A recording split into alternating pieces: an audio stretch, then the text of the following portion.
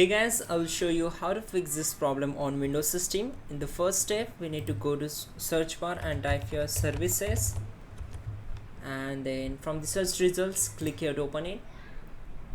On this window we need to find out Wi-Fi direct service, so just press the blue key from your keyboard and you will get the Wi-Fi direct services.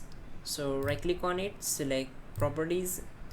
Make sure you have to set startup type as automatic, then click on apply and click on start. Now click on OK. Now on the same window we need to find out the radio management service.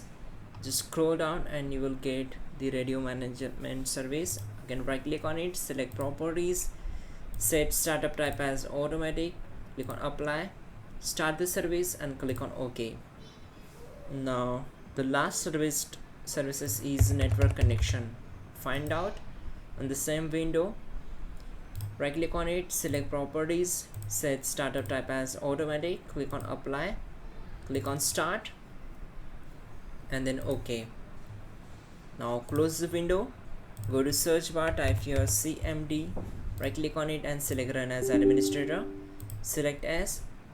Now we are going to execute some commands, so type all these commands carefully and hit enter to execute them.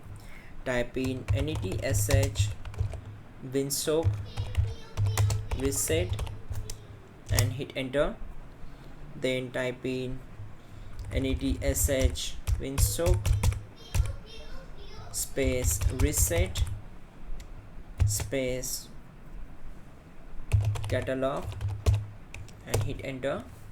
Then type in netsh int ip reset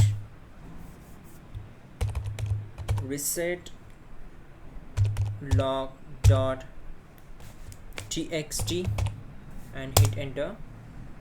Then type in ipconfig space / release and hit enter.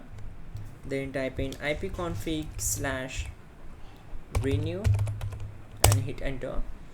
Then type in ipconfig. Okay, we need to wait for some time to complete the process, and then type in ipconfig space / flush DNS. This one is the last command, and once done type exit.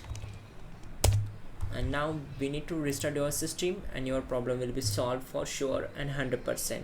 You can also check out our description link to fix this issue quickly and effectively.